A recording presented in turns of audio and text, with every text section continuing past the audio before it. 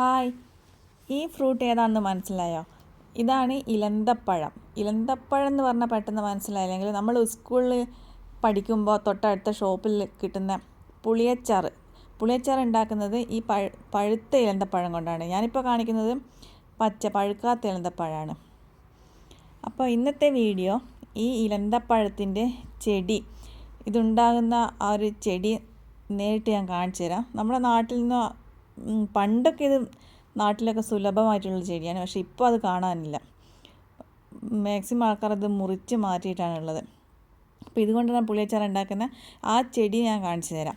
ഞങ്ങളിവിടെ സൗദിയിൽ വന്നപ്പോൾ ഇവിടെ പലയിടത്തും പല വീടിൻ്റെ മുമ്പിലും ഫ്ലാറ്റിന് മുമ്പിലൊക്കെ ഇതിങ്ങനെ ഇഷ്ടം പോലെ ഉണ്ട് ഈ ഇലന്ത ചെടി. അപ്പോൾ ഞങ്ങളുടെ ഫ്ലാറ്റിൻ്റെ മുമ്പിലും ഈ ഇലന്ത ചെടിയുണ്ട്. അപ്പോൾ അതൊന്ന് നമുക്ക് പോയി കാണാം.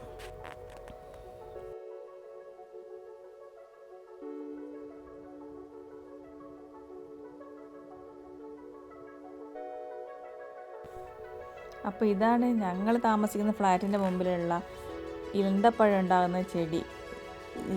ഇവിടെ ഈ ഫ്ലാറ്റിൽ താമസിക്കുന്ന ഒരു 15 വർഷത്തോളമായി ഇവിടെ താമസിക്കുന്ന ആൾ പറഞ്ഞത് ഇത് വലിയൊരു മരമായിട്ടായിരുന്നു ഇവിടെ ഉണ്ടായിരുന്നത്. പിന്നെ ഇത് പഴുത്ത് കഴിഞ്ഞാൽ ഇതിൽ നിറയെ പുഴുക്കളുള്ളത് കൊണ്ട് പിന്നീടാണ് ഇത് വെട്ടി മാറ്റിയത്. ഇതിൻ്റെ തടിഭാഗം കണ്ടാൽ നമുക്ക് മനസ്സിലാവും എത്രത്തോളം വലിയ മരമായിരിക്കുന്നുള്ളത്. പിന്നെ ഈ ചെടീൻ്റെ പ്രത്യേകത നിറച്ച് മുള്ളുകളായിരിക്കും.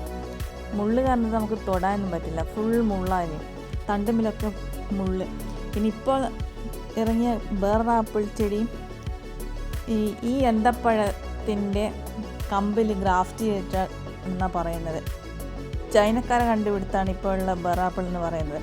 ബേറാപ്പിളിൻ്റെ ഇലയും ഇതും തമ്മിൽ 99% മാച്ചല്ല. നോക്കും. പക്ഷെ ബേറാപ്പിളിൻ്റെ ഇത് കുറച്ചുകൂടി വലിപ്പം ഉണ്ടാവും ഇലയ്ക്ക്. ബാക്കിയെല്ലാം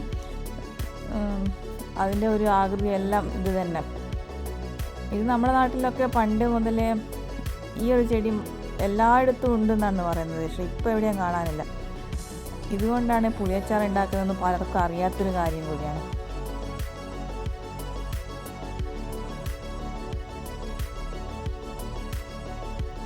അപ്പോൾ നിങ്ങൾക്ക് എൻ്റെ ഈ വീഡിയോ ഇഷ്ടപ്പെട്ടിട്ടുണ്ടെങ്കിൽ സപ്പോർട്ട് ചെയ്യണം, എൻ്റെ ചാനൽ സപ്പോർട്ട് ചെയ്യണം.